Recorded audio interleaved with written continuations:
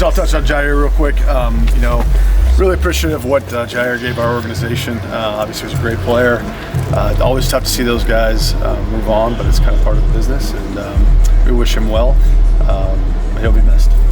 Why did you guys end up deciding to go that route instead of keeping him and taking a risk that he stays healthy? Yeah, I think obviously we've done that the past few years, and it hasn't really worked out for us. I think as we went through it was just something, we looked at a lot of different angles, what might be right for the club, and this is kind of where we ended up. But again, it was no bad blood. It's just kind of one of those things where over the last couple of years it hasn't worked out exactly like the ones who, not for no fault of anybody, just the injuries kind of took some games away from them. If you walk through the timeline, was there ever a point this offseason that you felt like it was a very real possibility he would be back this fall? Yeah, I thought there was always that possibility. I think you try to keep all the options open. But again, he wasn't here, so I think that was part of it as well. So. Why did it take so long, I guess, to make this decision the day before mandatory minicamp? Yeah, well, I think we wanted to give it as much time as, again, he's a really good player, and so I think we wanted to give it as much time as we could.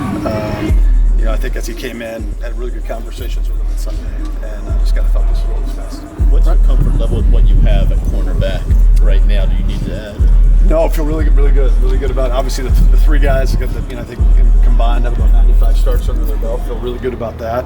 We got some young guys I'm really interested to see compete for those kind of final roster spots. But no, I'm excited about where that group is.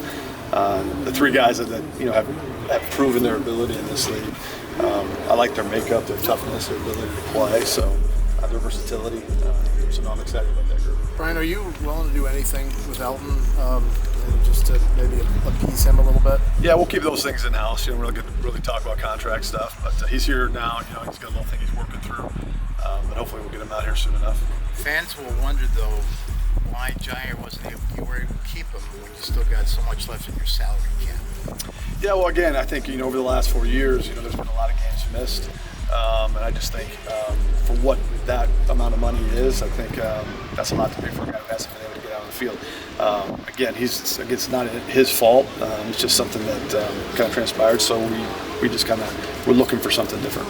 Back to Steve's question, Brian, about what you got left. Your three have played a lot, but behind those three, really none of them have played. Mm-hmm. Is depth a concern? Is that something you might have to keep an eye on here? Well, those guys got to come through, right? I think that's like every team. Some guys don't do that too. We got three really good starting corners that we really like quite a bit. So, again, I think we have more depth than most. But in those back, some of those guys are young guys that haven't played a lot of football. So, but that's usually the case, and I'm excited to see get those guys get the opportunities and see what they can do.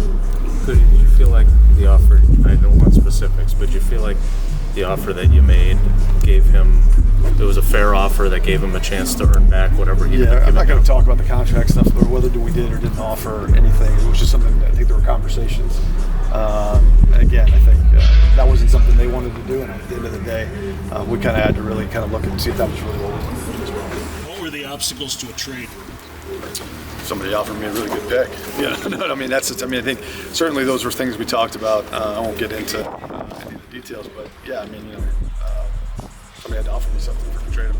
They expected you to release them eventually, and they probably didn't want to make a trade. I think in these situations, sometimes that's the case. And I think that the salary was a big, How many? I don't know, Fred. I don't know if you've ever had $45 million in cap space at this point of the year. What can you do with it? What kind of advantage is that at this point? Yeah, that'll change here pretty quickly because we did some things, take more of that on this year than next year. I think we'd like to keep next year's open as much as possible, so that'll change here a little bit. We feel very good about our cap situation, our flexibility to do things not only with our players here, but if anything comes across that we may want to do. So we're like we've talked about in the past, we're in a pretty good spot right now. We'd like to keep it that way. But I think some things will come across today that you'll see that we'll be taking more of that on this year. I think this is the first time we're seeing you since Aaron Rodgers became a Pittsburgh Steeler. And your thoughts on that and having to play him coming up here later this season? Yeah, no, I'm excited for him. Obviously, a player of his caliber, you want to see keep playing, and he's obviously. It'll be really interesting as far as what he does for that football team. But again, for us, I think we're more focused on us, but that'll be a challenge for sure. This process with Jaire took so long. It's obviously rare to release a player of this caliber this late in the offseason. How many twists and turns, how many times did it flip from, okay, he might be back, he might be gone? I mean, how many times? Yeah, Ryan, not much. I mean, there really wasn't much drama here. It was just one of those things where obviously we were looking to do something one way or the other, and sometimes these things take time. There's always different windows, whether it's before the draft, before free agency, after a period of the offseason where opportunities can arise, and they just never really did. But there was no real twists and turns. It wasn't a drama-filled thing like that. Brian, going back to the depth at cornerback, seeing Bo Melton out there, just what are you hoping to see out of him? What was kind of the decision to put him out in individuals today? Yeah, it's funny that we've talked about this for a couple of years, just his skill set and how versatile he is. You watch him on teams and you're like, wow, like he could probably do some of that. And I think it was one of those things the coaching staff had kicked it around a little bit too. And I think it's just something we're going to kind of look at and see if that's a possibility.